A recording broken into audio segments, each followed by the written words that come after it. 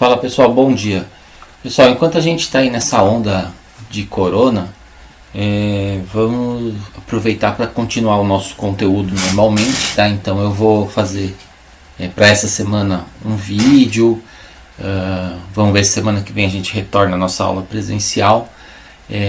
Mas nessa aula aqui eu vou pegar o nosso conteúdo normal, que seria da nossa aula mesmo, e vou traduzir isso para uma linguagem, vou trazer aqui para o vídeo, tá? Por isso que eu disponibilizei esse link para vocês. O objetivo é a gente continuar o nosso conteúdo sem que isso atrapalhe a nossa rotina. Acho que nesse momento a gente tem que buscar alternativas, então essa foi uma alternativa que a faculdade encontrou e acho super válido para a gente dar continuidade. Vocês vão ver que no final dessa aula eu deixei um exercício para vocês estarem pensando. Não é um exercício que vocês vão criar um novo layout, mas vocês vão escrever as sugestões de vocês, o que poderia ser feito nesse primeiro momento, tá?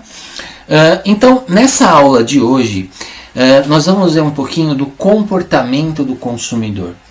Como que o consumidor ele se comporta quando nós estamos no ponto de venda. Se a gente for parar para pensar, é muito mais simples entender o comportamento do consumidor do que a gente imagina. Antes de qualquer coisa, nós somos consumidores. É só uma questão do ponto de vista que nós estamos pegando para poder observar isso. Qual que é o grande X da questão? O comportamento do consumidor, isso, o que a gente enxerga, o que a gente vê, é só a pontinha do iceberg.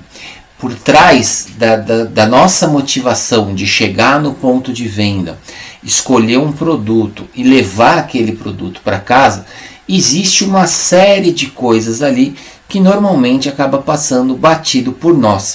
Então, quando eu olho o iceberg, a parte que está fora da água, que está aparente aos nossos olhos, né, é efetivamente o que a gente compra. Agora, todo o resto que está submerso, na verdade, é o que efetivamente faz com que a gente compre. Então, quais são os elementos, as características que fazem com que nós, consumidores, optemos pelo produto A, ou pelo produto B, ou pelo produto C. Tá? Então, a gente passa a analisar agora um pouquinho disso, procurando trazer isso ao nosso favor. Lembra das aulas anteriores, quando eu disse para vocês, quando a gente compra alguma coisa, ou quando a gente cria a embalagem de alguma coisa, o que a gente tem que fazer é parar de olhar para aquela embalagem como se nós fôssemos consumidores e passarmos a olhar como designers. Nós temos que começar a olhar as embalagens como designers, né? Então é isso que a gente vai ver. O que nós, designers, devemos fazer para fazer com que o consumidor opte pelo nosso produto e não pelo do concorrente. Então, quando a gente passa a analisar o comportamento do consumidor, a primeira coisa que a gente tem que entender é o que é que a empresa busca perante o consumidor. A empresa sempre tem que focar os seus esforços em cima do consumidor final.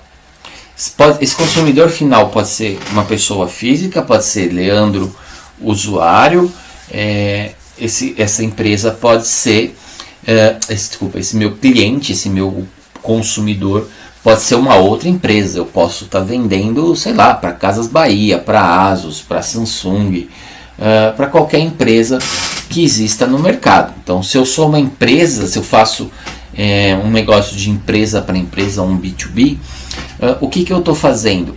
Eu estou fornecendo equipamentos. Então, por exemplo, a Samsung ela monta a televisão.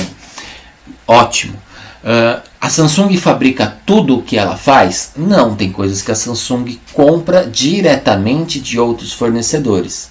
Então, sei lá, uma placa, um transistor, o LCD da tela, de repente não é a Samsung que compra. Existe uma outra empresa envolvida nesse processo que vende esses determinados produtos para a Samsung. Então o que a Samsung faz? Ela monta esse produto a partir de que outros fornecedores passa a consumir, passa a fornecer esses produtos para a Samsung. Tá? Nesse caso, o consumidor, dentro dessa cadeia, né, entre o consumidor final do produto e o fornecedor, eu tenho ali o fornecedor de componente vende para a Samsung e a Samsung vende para o consumidor final. Então são cadeias distintas, tá? Então ali, ó, se a gente for ver, está escrito, mas o usuário final é o indivíduo que decide a compra ou o que efetua a compra em si. Então, no caso, a Samsung, por ser o usuário final do que compra esse transistor, que compra essa placa, é o consumidor objeto de desejo daquela empresa, tá? Qual que é o primeiro passo que a empresa tem, ou que o consumidor final, vamos trabalhar com o processo do consumidor final, né? Então, eu consumidor, eu tenho conhecimento de uma real necessidade minha. Lembra que eu comentei com vocês, o marketing ele trabalha com dois princípios, ele vai com duas premissas, né? Que ela atende às necessidades e os desejos do consumidor. Então, nesse caso, necessidade é aquela coisa que eu preciso comprar por uma questão, sei lá, acabou o papel higiênico em casa, isso é uma necessidade. Eu preciso comprar comida, eu preciso comprar qualquer pasta de dente, isso é uma necessidade. Agora, quando eu chego e falo, eu não quero a pasta de dente da Colgate que custa R$2, eu quero aquela pasta de dente XYZ que custa R$9 a embalagem, eu estou fazendo uma opção não pela minha necessidade, mas pelo meu desejo. Então a primeira coisa que acontece é reconhecer a minha necessidade.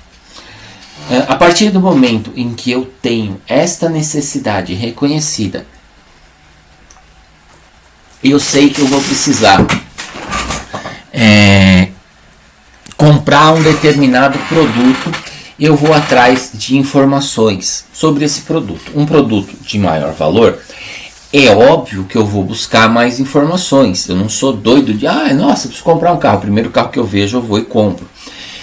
Mas existem produtos onde eu tenho uma necessidade de buscar informações maiores ou informações menores, mas normalmente a gente sempre busca algum tipo de informação que é determinante para a compra de um produto. A partir do momento em que eu busquei informação do primeiro, do segundo, do terceiro, do quarto produto, eu vou avaliar quais desses produtos efetivamente atendem a uma necessidade minha. E aí sim, só depois que eu avaliei essas necessidades ou essas oportunidades, eu vou efetivamente tomar a minha decisão de compra. Eu vou escolher entre aquele bando de produto que eu analisei, aquele que melhor atende a minha necessidade, e aí sim, efetivamente, eu vou adquirir esse produto. Tá? Então, basicamente, para uma pessoa física, o processo é esse, para uma empresa, o processo também é esse. O que vai mudar é o meu envolvimento de acordo com o custo do produto. É isso que eu tenho que estar atento. Quando a gente olha uma embalagem no ponto de venda, muitas vezes a gente se deixa levar por um produto que não necessariamente é a melhor opção. Lembra que eu falei para vocês, mais de 85% dos brasileiros decidem as suas compras no ponto de venda? Pois é a mesmíssima coisa, tá? Quanto mais eu agrego valor a um determinado produto, maior a probabilidade que eu vá cobrar um pouquinho a mais, ou às vezes muito a mais, por um determinado produto. E não necessariamente esse produto vai atender a uma real necessidade do meu consumidor, beleza? Então eu tenho que pensar o seguinte, toda vez que eu vou comprar um produto, eu tenho níveis de envolvimento. Então, produtos que eu tenho alto envolvimento na hora da compra. O que é o alto envolvimento? Um custo elevado, um produto que vai durar, eu vou utilizar daquele produto por muito tempo. São produtos onde ele se torna uma compra complexa. Tá? Compras complexas significa que até a marca vai influenciar, a embalagem vai influenciar, a cor, o tamanho. Imagine o seguinte, você tem que comprar uma geladeira e você tem um espaço X, um espaço limitado lá, você tem 60, 70 centímetros, não sei qual que é a medida de uma geladeira, mas você precisa encaixar uma geladeira naquele espaço que você tem. Uma compra complexa, não é simplesmente, eu vou comprar a geladeira, se não der certo, paciência. É um produto de alto valor agregado, é um produto que eu vou ficar com ele por muito tempo. Consequentemente, eu vou pesquisar, eu vou medir, eu vou ver quais são as opções que eu tenho no mercado. Se alguém chegar para mim e falar compra da marca X, que é uma boa marca, isso vai influenciar na minha decisão de compra. Existem N fatores que vão ser diferenciais, que vão influenciar diretamente o meu produto. Tá? Existem produtos que eu tenho uma baixa fidelidade. Então eu tenho aqui nessa escala aqui, eu tenho envolvimento, né, que pode ser alto ou baixo, e eu tenho a marca, que pode ter uma grande ou uma pouca diferença. Eu não sei se vocês estão conseguindo enxergar aqui o meu cursor, mas vamos lá. O envolvimento, quando eu tenho um alto valor agregado em relação ao envolvimento, com uma grande diferença em relação à marca, se torna uma compra complexa. O meu envolvimento com o produto ele é alto. A marca ele representa uma diferença considerável para o meu produto. Se torna uma compra complexa. É o exemplo da geladeira. Se eu chegar e falar qual que é a melhor marca de geladeira, uns vão falar Brastemp, outros vão falar Consul, outros vão falar Electrolux, sei lá qual marca de geladeira que tem. É uma compra complexa. Quem vai influenciar, e a gente vai ver isso daqui a pouquinho, diretamente nessa minha compra? As pessoas que estão ao meu redor. Colegas de trabalho, meus amigos de trabalho, meus parentes, minha esposa, pessoas que fazem parte do meu dia a dia, eles também vão influenciar diretamente nessa minha compra. Quando eu chegar e falar, que marca de geladeira você tem? A pessoa virar para mim e falar, minha geladeira é, sei lá, Brastemp. Eu vou falar, você gosta dessa marca? Vocês fazem isso, eu faço isso, todo mundo faz isso. Por quê? Porque é uma compra complexa. Eu vou comprar esse produto, eu vou ficar com ele por muito e muito tempo. Tá? Por outro lado, quando eu tenho um produto onde eu tenho um baixo envolvimento, ou seja, tanto faz o produto, daqui pouco tempo, na verdade, eu vou comprar novamente esse produto, ou é um produto que para mim ele não tem um valor muito grande, sentimental, ou um envolvimento muito grande com isso, eu vou buscar variedades, eu vou buscar um produto que atenda a minha necessidade, mas que não necessariamente precisa ser um produto de primeira linha, né? Então eu vou buscar por variedades. Por quê? Porque o meu envolvimento com esse produto ele é muito baixo em relação à quantidade de marcas. Então eu busco por alternativas dentro desse mercado.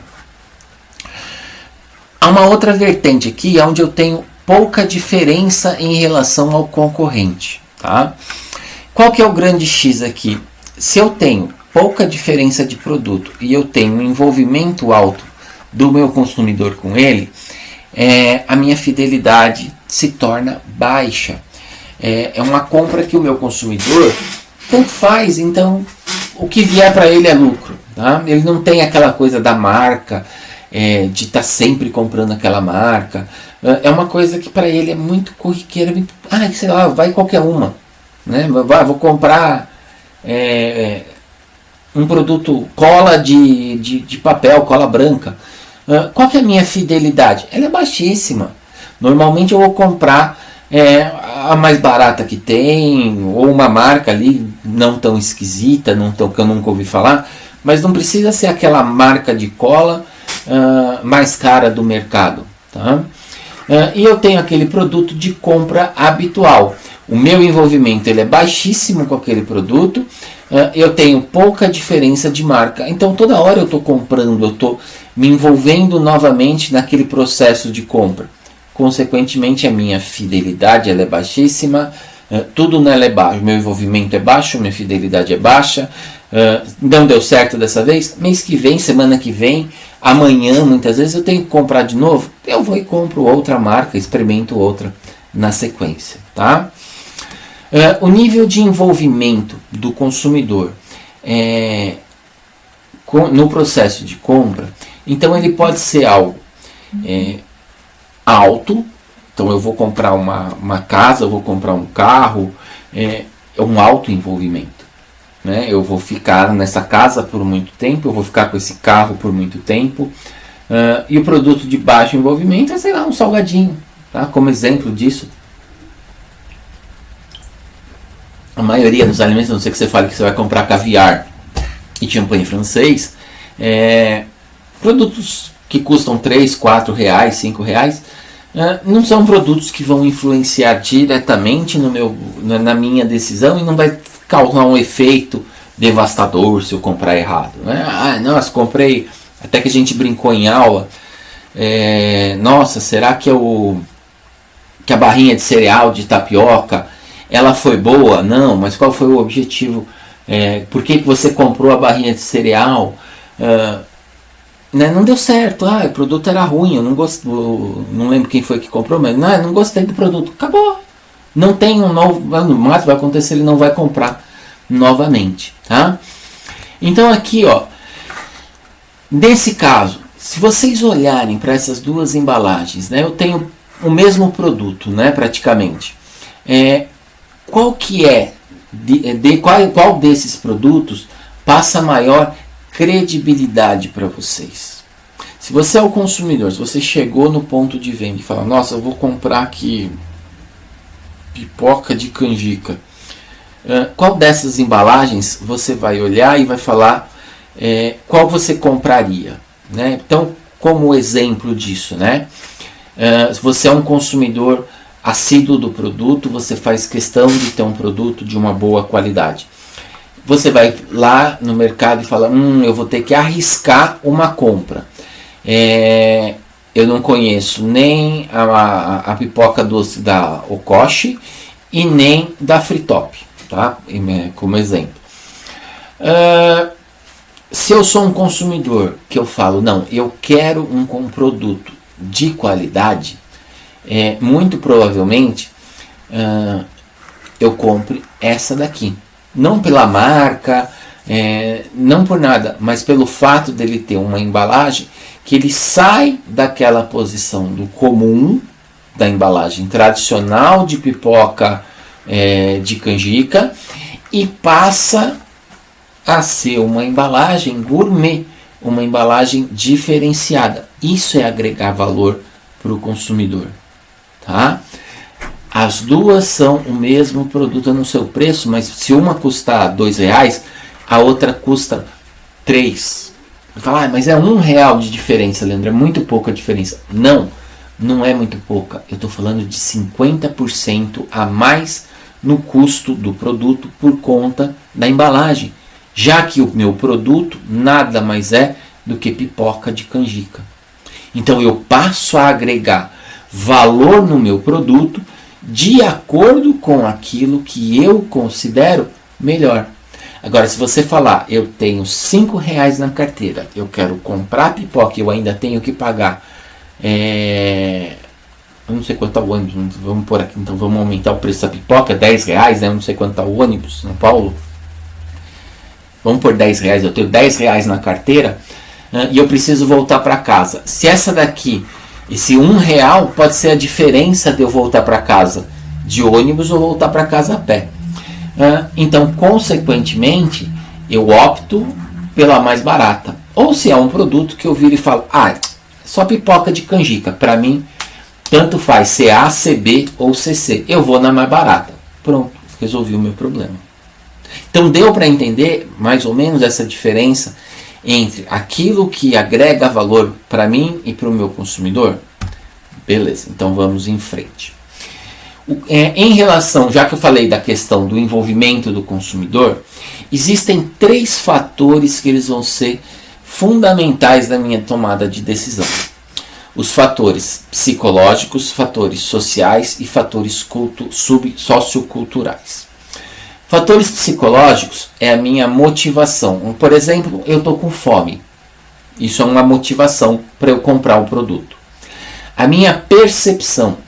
Eu considero aquele produto superior ao do meu concorrente. Isso é um outro fator. O meu aprendizado. Eu já comprei dessa marca uma vez e eu não gostei do resultado, do sabor do produto. Isso é o meu aprendizado. Das minhas atitudes, aquilo que eu considero correto. Então a embalagem X ela é, ecologicamente correta. O produto, a embalagem é reciclada, do concorrente não é. Isso são minhas atitudes. São fatores que vão influenciar na minha tomada de decisão. E o processamento da informação. Eu bati o olho naquela embalagem, as informações que estão contidas nela acabam sendo fundamentais para a minha tomada de decisão. Então, quando eu olho aqui a embalagem da canjica de milho, se eu opto pela da Alcoche, significa o quê? Que eu estou em busca de um produto diferenciado. Se eu opto pela da Fritop, significa que eu estou em busca só de satisfazer uma necessidade de fome ou uma mais barata que eu tinha ali, que eu não queria gastar todo o meu dinheiro nela, tá? Existem fatores situacionais. O ambiente onde eu estou, o ambiente físico, o lugar que eu estou comprando o produto. Então, se eu entrar num mercado muito chique, que normalmente ele cobra caro, eu não vou optar naquele momento pelo produto mais caro, eu não vou pelo produto da Alcoche, eu vou pela da Fritop, porque eu não quero gastar mais pelo fato de eu estar naquele super mercado chique no último, tá? Eu tenho fatores, eu tenho o ambiente social, o lugar que eu tô, com quem que eu tô, as pessoas que estão comigo, o ambiente que eu estou dividindo interfere nisso diretamente, tá? O meu tempo, eu estou super atrasado, eu preciso comprar e ir embora. A razão da minha compra ou o meu humor, como é que eu estou naquele dia? Eu estou comprando porque eu estou muito feliz ou eu estou comprando porque eu estou muito deprimido? São fatores que vão influenciar a minha compra de acordo com o que eu sinto essa necessidade, tá? E os fatores socioculturais, a minha cultura ou minha subcultura, que a gente fala num outro momento sobre isso, mas a minha cultura é algo como se fosse nós brasileiros. Então, todo brasileiro no geral, ele tem uma determinada cultura. A partir do momento em que eu começo a ver ele por, religião, bairro, cidade, eu começo a ver subculturas. Então, por exemplo, em São Paulo, no Brasil, numa maneira geral, todos nós consumimos manteiga ou margarina, tá? Por exemplo, qualquer um dos dois vale. Isso é da nossa cultura. Então, a nossa cultura determina que no café da manhã, nós aprendemos, que no café da manhã nós comemos pão com manteiga. Então, se a gente for do norte ao sul do Brasil, todo mundo come pão com manteiga. Beleza?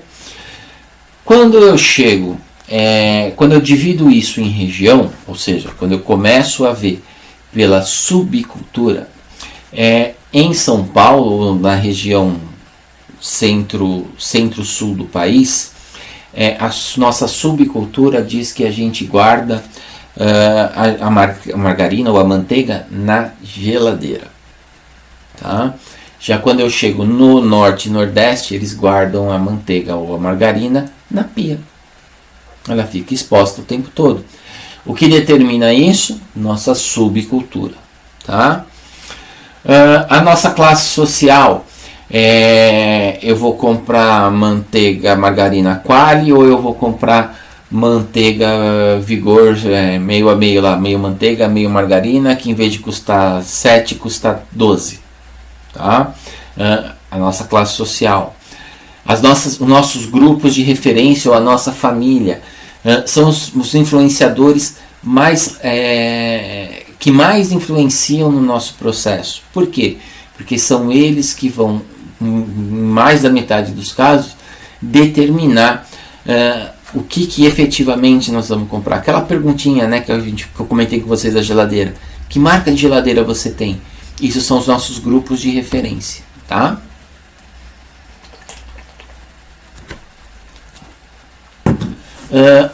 E o que nos motiva a comprar?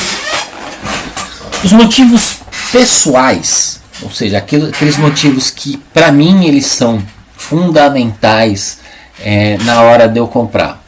Para eu me distrair, nossa, estava precisando me distrair um pouquinho, fui lá e me dei um presentinho. A autogratificação, né? Eu mereço ter isso daqui, então eu vou comprar. Às vezes não precisa nem ser uma coisa cara, mas a gente está sempre assim, nossa, eu mereço um chocolate. Eu tive um dia tão puxado no trabalho que hoje eu mereço um chocolate, eu mereço uma cerveja, eu mereço uma Coca-Cola, eu mereço qualquer coisa. E todo dia eu mereço alguma coisa, né? Porque eu quero ter uma nova experiência, uma nova tendência. Eu quero ver como que é o consumo desse produto para que isso... porque eu me sinta parte daquele grupo, para que eu veja como que aquilo funciona, tá? As nossas atividades físicas, sei lá, eu sou um esportista, então eu quero estar sempre comprando algum produto novo, uma camiseta, um tênis, um sapato, sapato ninguém faz exercício com ele, mas sei lá, uma raquete de tênis, qualquer coisa. E os nossos estímulos sensoriais. Por outro lado, estímulo sensorial o cheiro de alguma coisa, quando eu vejo alguma coisa, envolvendo os 5 sentidos, né? A visão, o tato, o paladar, são esses nesse sentido, tá? Motivos sociais é a experiência social que eu tenho fora de casa. Quando eu compro um carro, eu não estou comprando um carro para mim necessariamente.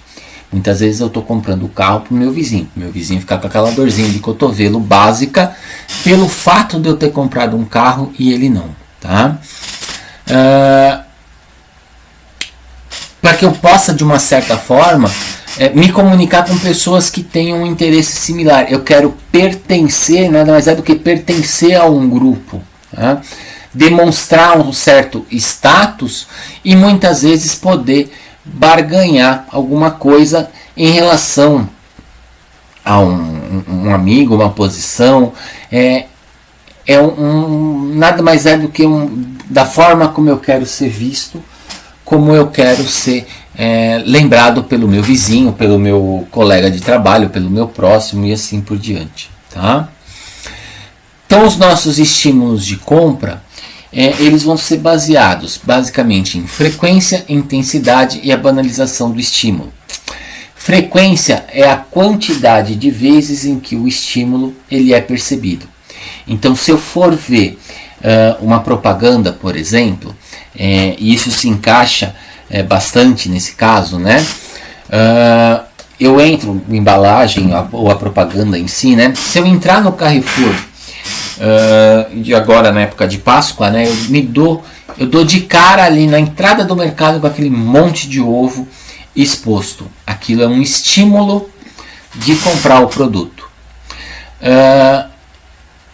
Eu tenho vários produtos ali expostos ali. Intensidade é o volume, é o nível em que eu percebo isso daí. Então, essa cadeira faz um barulho danado, né? A intensidade quando a propaganda está passando. Então, levando isso agora para a propaganda, eu vejo a propaganda uma vez, isso não quer dizer nada. Eu vejo 2, eu vejo 3, eu vejo 10, eu vejo 20. Então, quanto mais eu vejo essa propaganda no ar, maior a intensidade desse estímulo, tá? E aí eu tenho o estímulo que ele se banaliza, a banalização do estímulo. Aquilo está tão presente que eu deixo de perceber.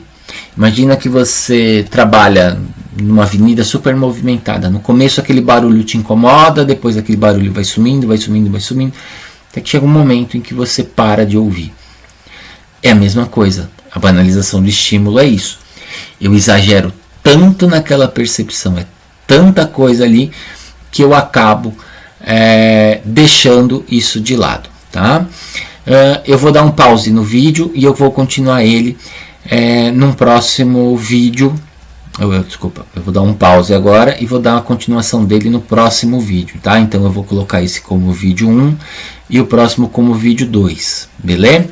Sim, vocês dão um tempinho para dar uma descansada. Até já!